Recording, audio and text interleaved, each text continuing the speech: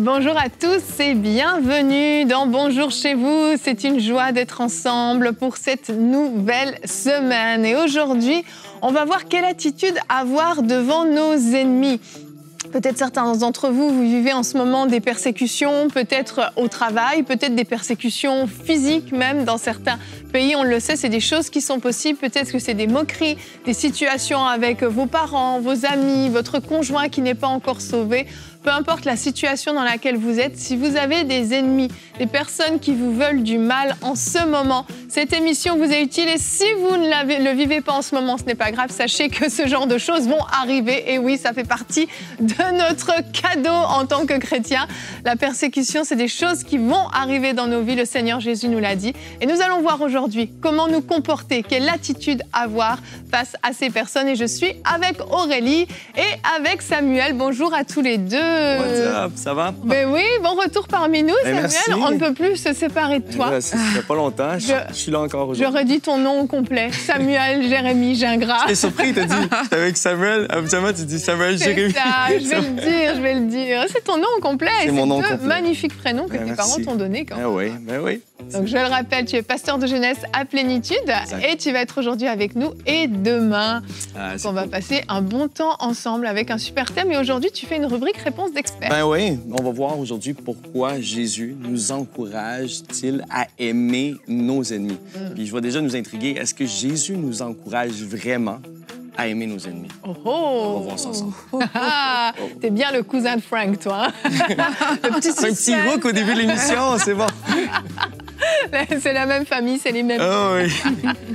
Et toi, Aurélie, tu vas bien? Oui, ça va très, très bien. Merveilleux. Et aujourd'hui, tu feras la pensée du jour, mais tu as aussi un témoignage en fin d'émission. Oui, j'ai le témoignage d'une partenaire de EMCI. C'est un témoignage court mais poignant. On va voir comment le Seigneur a transformé la vie de cette femme. Waouh! Là, les vies transformées, c'est mes témoignages préférés. C'est génial. Parce que c'est merveilleux quand Dieu se glorifie dans un domaine précis, mais quand c'est toute une vie qui est transformée, c'est tellement puissant et c'est ce que notre Seigneur fait. Donc, on va commencer tout de suite. On va voir quelle attitude avoir face à nos ennemis avec la pensée du jour.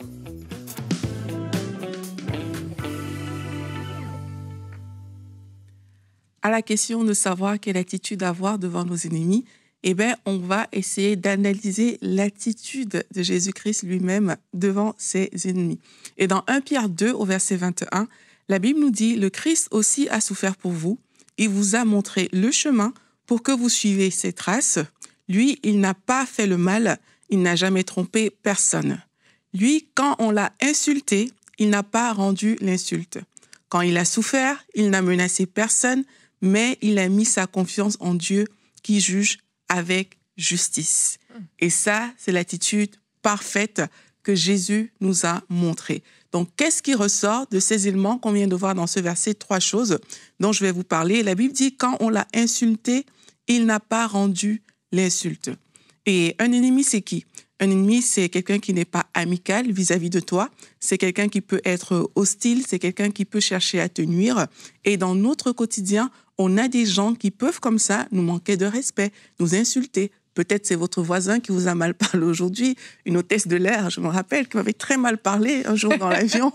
Il y a des personnes comme ça, des amis, des collègues, bref, je ne sais pas, mais des personnes qui peuvent vraiment peut-être vous critiquer, être sarcastiques vis-à-vis de vous, qui se comportent en personne pas amicale, en personne hostile, mais quelquefois on a cette réaction à l'intérieur de nous où quelqu'un te dit quelque chose, quelqu'un t'insulte, ta chair veut répondre tout de suite. Mais Jésus-Christ, qu'on l'a insulté, il n'a pas rendu d'insulte. Sur le chemin de la croix, on a insulté Jésus. Certaines personnes l'ont donné des coups, etc. Mais il a dit, pardonne-leur, car ils ne savent pas ce qu'ils font. Et aujourd'hui, vous avez peut-être vécu de grandes trahisons. Parfois, c'est juste des petites choses dans le quotidien. Mais si on va avoir l'attitude de Jésus, on peut juste dire, Seigneur, pardonne cette personne, car elle ne sait pas forcément ce qu'elle est en train de faire. La deuxième chose, c'est que quand Jésus a souffert, il n'a menacé personne. C'est ce que ce verset de 1 Pierre 2 nous dit. Et on voit, d'ailleurs, lors de l'arrestation de Jésus-Christ, il y a des soldats qui viennent et la réaction de Pierre, lorsqu'on vient arrêter Jésus, c'est de couper l'oreille du soldat. Mais Jésus dit, remets ton épée à sa place. Et il dit, penses-tu que je ne peux pas invoquer mon Père qui va envoyer des anges? En fait, la réaction de Pierre, c'est une réaction un peu commune. C'est que lorsque quelqu'un vient me menacer, m'agresser, j'ai envie de réagir. Et parfois, on peut se comporter comme ça. On peut même menacer parce que Jésus est en position de force, parce qu'il dit, mon Père, je peux l'invoquer et plusieurs anges viennent pour détruire toutes ces personnes. Mais il a choisi de ne pas menacer. La Bible dit, bénissez ceux qui vous maudissent, priez pour ceux qui vous maltraitent. Si quelqu'un te frappe à une joue, présente-lui aussi l'autre. Si quelqu'un prend ton manteau, ne l'empêche pas de prendre encore ta tunique. Et ça veut dire quoi ce verset? Ça veut dire qu'il y a certaines résistances qui ne valent pas tout simplement la peine. On t'a fait du mal, pardonne, oublie tes griefs. Tu vas pas répondre, tu vas pas réagir. Excuse-toi même parfois et coupe court à cette chose qui peut t'amener plus loin. Et dernière chose pour conclure, apprends à mettre ta confiance en Dieu qui juge avec justice. Jésus, alors qu'on l'insultait, il a choisi de mettre sa confiance à Dieu. Dieu a dit dans sa parole, à moi la vengeance, à moi la rétribution. Laisse Dieu régler ton affaire. Toi, choisis de pardonner. Libère ton ennemi dans ton cœur et tu vas voir que le Seigneur va te donner la victoire face à tes ennemis, comme Jésus a remporté cette grande victoire qui touche nos vies aujourd'hui. Amen. Merci Aurélie.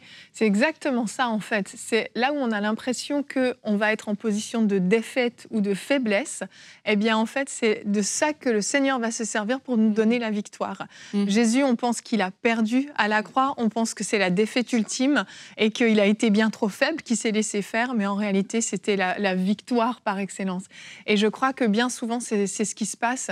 On croit que si on ne se défend pas, si on n'attaque pas en retour, si on se laisse marcher dessus, ça va être de la faiblesse et puis ça va finalement pas être à notre avantage et on donne même l'opportunité aux autres de nous écraser encore plus. Mais la Bible est très claire par rapport à ça et je vous propose de regarder notre verset du jour. Aurélie, tu nous as beaucoup parlé de Jésus, mais même avant la venue de Jésus sur cette terre, la Bible le déclarait déjà. Proverbe 25 au verset 21 et 22 nous dit que si ton ennemi a faim, donne-lui du pain à manger. S'il a soif, donne-lui de l'eau à boire.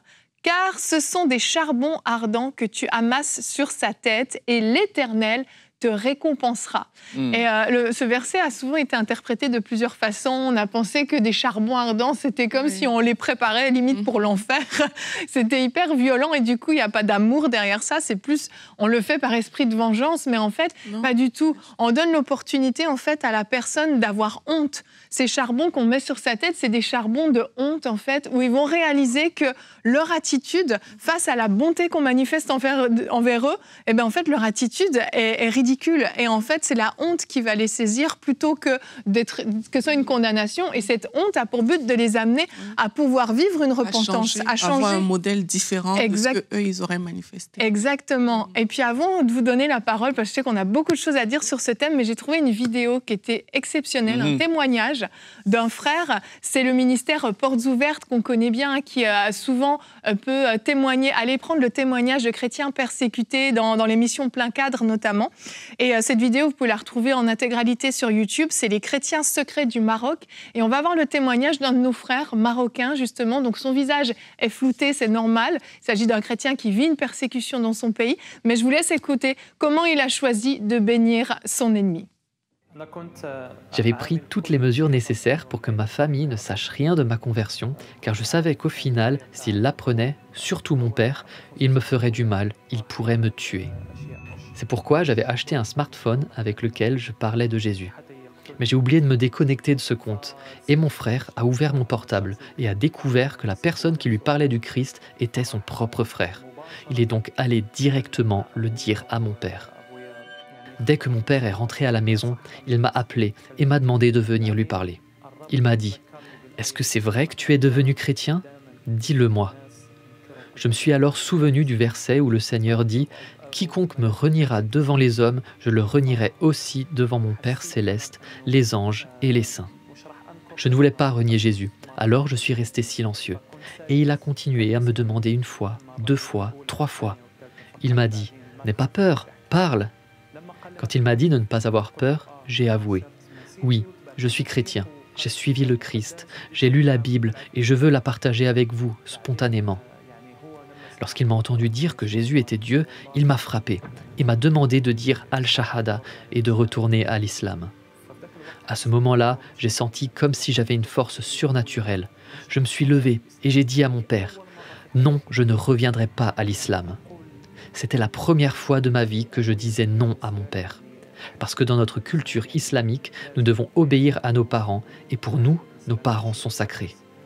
Donc tout ce qu'ils disent, nous devons leur répondre oui. Mais là, j'ai dit non pour la première fois. Mon père avait des outils de construction sur lui et il a commencé à me frapper avec. Il m'a frappé sur le dos et sur la jambe. Ça a été très dur pour moi, non seulement ces coups, mais aussi parce qu'il m'a dit « Tu n'es plus mon fils. Désormais, je ne suis plus ton père. » Ces mots m'ont durement impacté. Après cela, il m'a renvoyé de la maison. Il m'a dit « Va-t'en ». Il faisait nuit, il faisait froid et il pleuvait. Mes vêtements étaient déchirés et j'avais mal partout. En même temps, j'ai senti que j'avais accompli un grand exploit, car j'avais dit non à mon père pour la première fois et je lui avais dit que j'étais avec le Christ. Je n'ai pas renié ma foi. J'avais 17 ans quand cela s'est passé. Un jour, ma grand-mère a chassé mes parents de la maison, car ils vivaient dans une maison commune. Quand j'ai vu cela, la première chose que j'ai faite a été de louer une maison pour y installer mes parents. Cet acte a touché mon père, et il a eu honte de lui. Il a pensé, j'ai chassé mon fils de la maison, je l'ai fait dormir dans la rue, et pourtant, il est venu louer une maison pour moi. Je n'ai plus rien, et il m'a aidé. Je sais que le Seigneur Jésus-Christ a voulu que je fasse cela pour que mon père voie le Christ.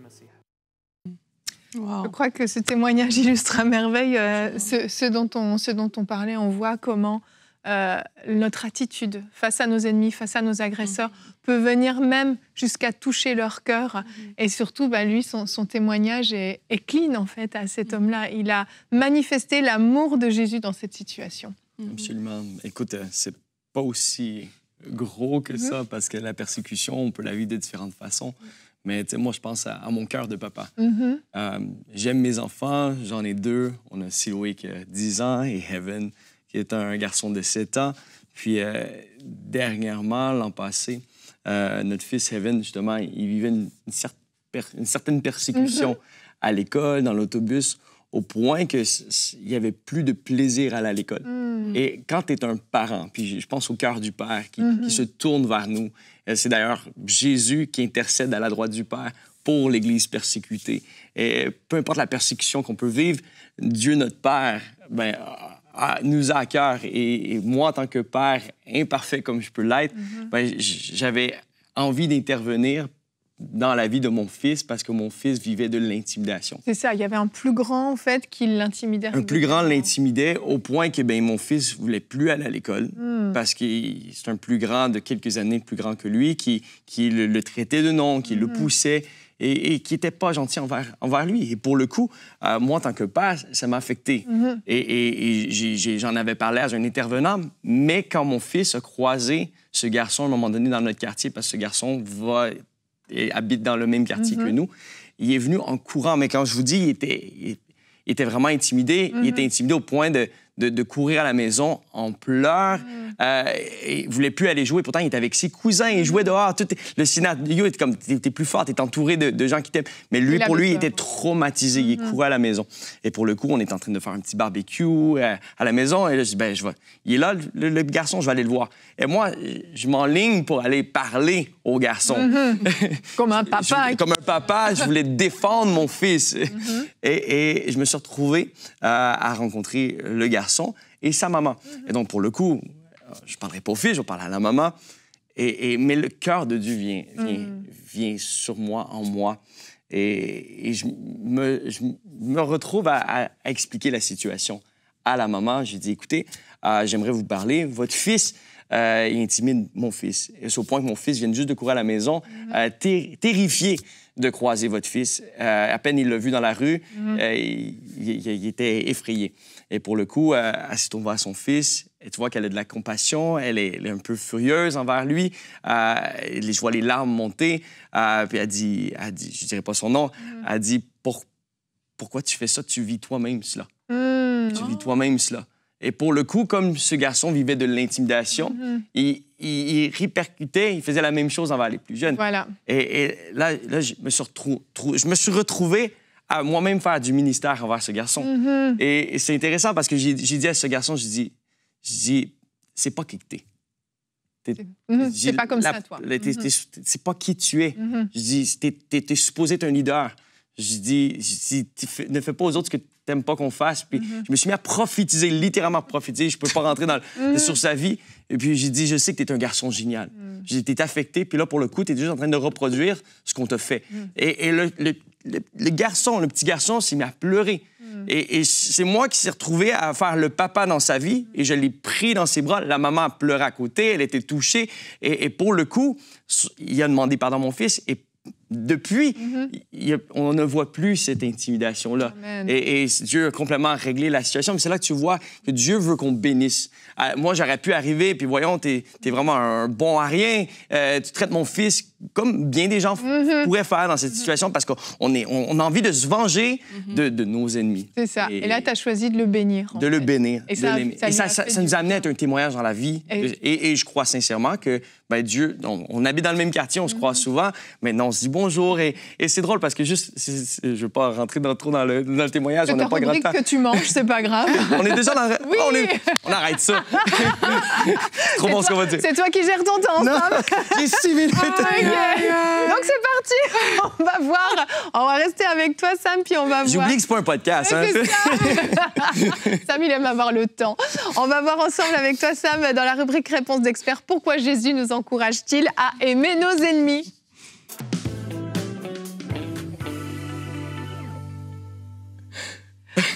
Vas-y, Sam. C'est bon. Tu vas y arriver. Pourquoi Jésus nous encourage-t-il à aimer nos ennemis? Je nous ai posé la question si Jésus nous encourageait réellement à aimer nos ennemis. Puis, Dieu ne nous encourage pas à aimer nos ennemis. En fait, c'est même pas un encouragement. Il te donne l'ordre d'aimer tes ennemis. Puis un encouragement. Fait peur un peu. Je sais que ça a gardé du monde dans l'émission. Donc, non, mais souvent, on se dit, Dieu nous encourage. L'encouragement, c'est quoi? Fais-le si ça te tente. Non, c'est pas fais-le si ça te tente. C'est réellement fais-le parce que Dieu te le demande. Ouais. Et en tant que chrétien, on se doit d'obéir la parole. Et sa parole nous le dit clairement que c'est un commandement de sa part. Dans Matthieu 5, au verset 43, ça dit « Aimez vos ennemis. » Aimez, c'est à l'impératif. Bénissez ceux qui vous maudissent. Faites du bien à ceux qui vous haïssent. Et priez pour ceux qui vous maltraitent et qui vous persécutent afin que vous soyez fils de votre Père qui est dans les cieux. Donc, pourquoi est-ce que Jésus nous encourage, nous donne l'obligation d'aimer nos ennemis? Pour être enfant de Dieu. C'est la première raison, c'est mon premier point.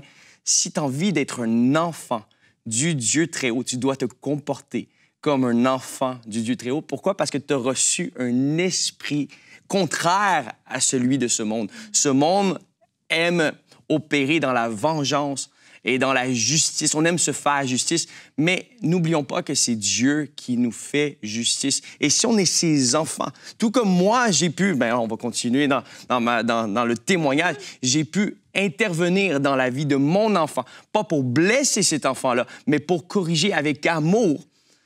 Dieu le Père veut intervenir, mais sa façon est tellement plus grande que celle que toi, tu peux vouloir entreprendre. Tu n'en viendras pas à tes moyens si tu essayes par tes propres forces. Puis en réalité, pourquoi es-tu supposé obéir?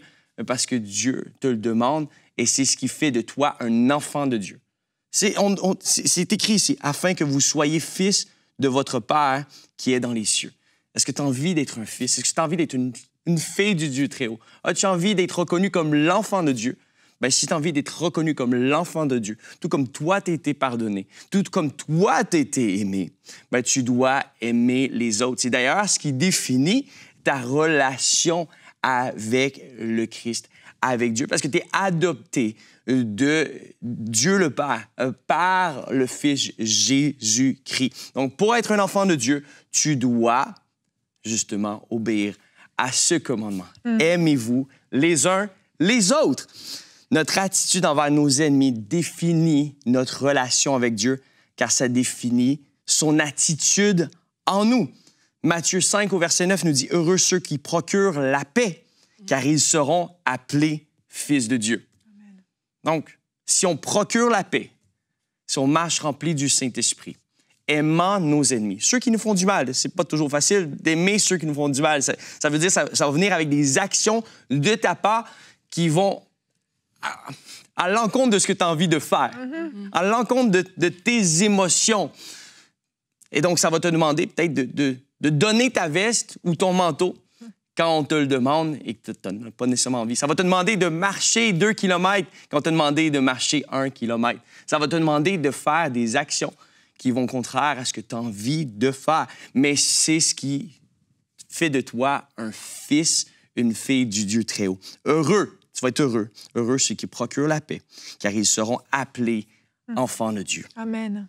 Donc, pourquoi devons-nous aimer également nos ennemis? Un deuxième point que j'aimerais apporter, c'est parce que Jésus t'a aimé alors que tu étais son ennemi. Alors que toi-même, tu étais ennemi de Dieu. Dieu a tant aimé le monde. Il t'a tant aimé.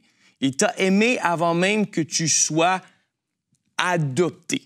C'est parce qu'il t'a aimé que tu as été adopté, qui a fait la démarche d'adoption en envoyant son Fils Jésus-Christ à la croix pour payer ton prix.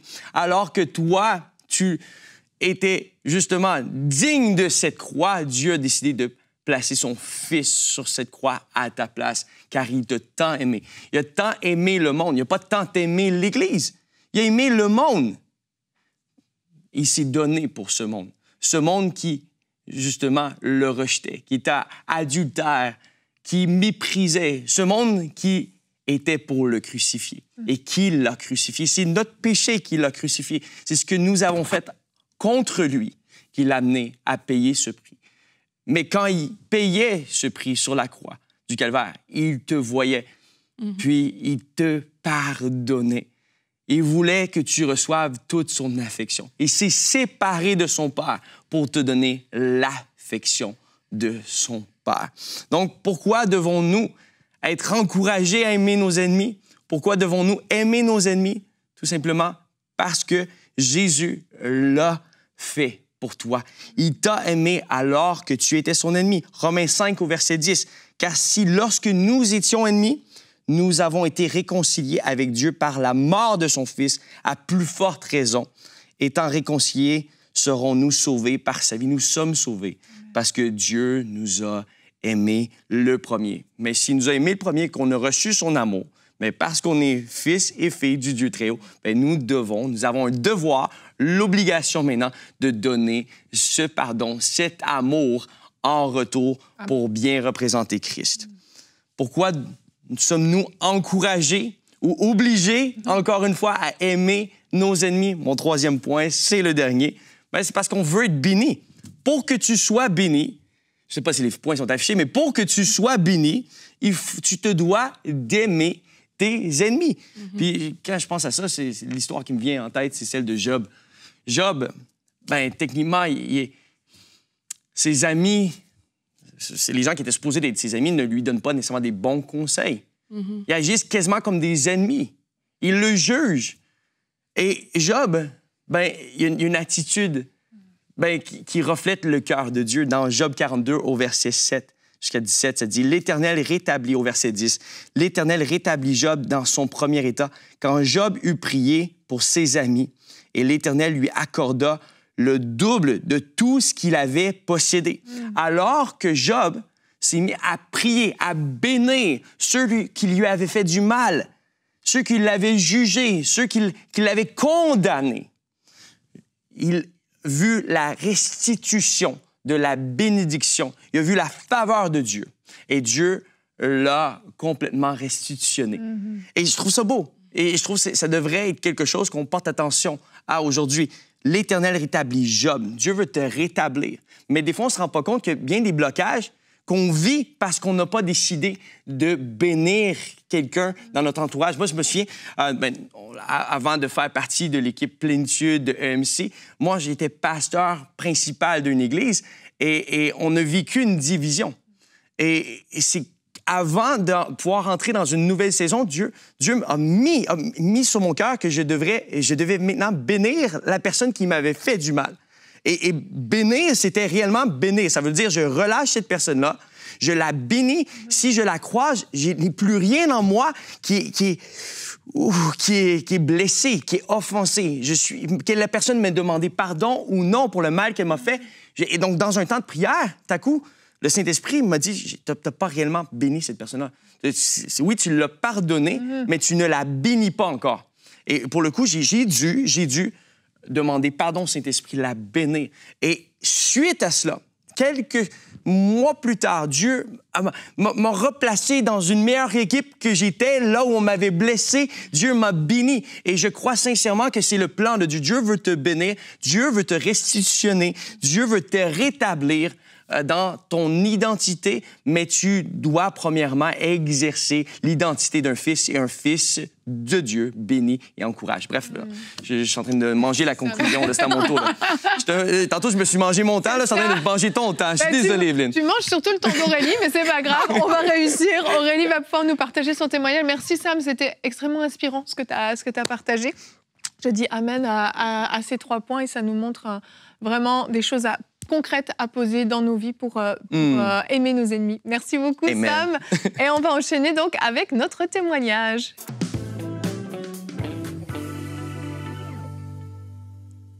Notre témoignage nous vient aujourd'hui de la Nouvelle-Calédonie. Oh. Et c'est Elisabeth, en fait, qui nous raconte son histoire. Elle nous dit qu'elle a vécu dans un milieu où tout était très religieux. Elle dit la moindre mauvaise compagnie faisait de toi un pécheur, mis de côté, catégorisé, condamné. Et elle dit qu'elle faisait partie, en fait, de ces personnes qui se sentaient tellement mal dans leur peau que son seul refuge a été la cigarette, le cannabis et les hommes d'un soir. C'est à peu près ça qui pouvait la consoler à l'époque. Et elle dit, tout ça, ça faisait partie de ma vie jusqu'au jour où j'ai découvert la chaîne EMCI TV. Dieu a radicalement changé ma vie. Plus de fréquentation d'hommes d'un soir, plus de cigarettes, plus de cannabis et même plus de réseaux sociaux pour elle. Elle dit qu'elle passait ses journées à regarder EMCI au lieu de regarder ses séries favorites. Elle a acheté Canal+ pour juste regarder EMCI. En fait, elle dit cela me permet de tenir, de ne pas être seule à croire. Et elle nous dit merci de tout votre cœur. Et en fait, elle a envoyé ce témoignage alors qu'elle laissait un commentaire quand elle est devenue partenaire. C'est là qu'elle a envoyé ce témoignage pour nous dire ce que EMCI TV a fait dans sa vie. Et vraiment, on bénit le Seigneur pour des témoignages comme celui d'Elisabeth de la Nouvelle-Calédonie. Et je crois Evelyne aussi, parce que c'est une partenaire, elle a vu l'œuvre que le Seigneur faisait à travers cette équipe. Elle a décidé de se joindre à nous. Et je veux encourager toutes les personnes qui nous écoutent aujourd'hui. Peut-être vous êtes là avec nous, vous regardez. Si vous aussi, vous voulez faire partie des différents partenaires, il y a une adresse qui est disponible. C'est emcitv.com/don. N'hésitez pas et laissez-nous aussi vos témoignages. Pourquoi pas, comme Elisabeth, on se réjouira avec vous. Amen. Oui, on a vraiment des beaux témoignages quand certains partenaires souscrivent et décident de s'engager. On a des beaux témoignages. On vous remercie pour tous les commentaires que vous laissez. Ça nous encourage énormément. Merci à tous pour vos cœurs. Et demain, on va se retrouver. On aura Sam, tu seras encore avec nous. Demain, en fait, on a un combo de 2 invités. Tu seras avec nous et on aura aussi le pasteur Ghislain. Alors, je vais essayer de bien le prononcer. Biabatantou. Merci Aurélie pour ton aide. Il sera avec nous. On va voir que Dieu n'a pas changé d'avis. Ce qu'il a dit est toujours valable pour aujourd'hui dans nos vies. Alors, on se retrouve demain. N'oubliez pas, soyez cette source de bénédiction pour vos ennemis. Aimez vos ennemis comme le Christ nous l'a demandé. À demain et bonjour chez vous.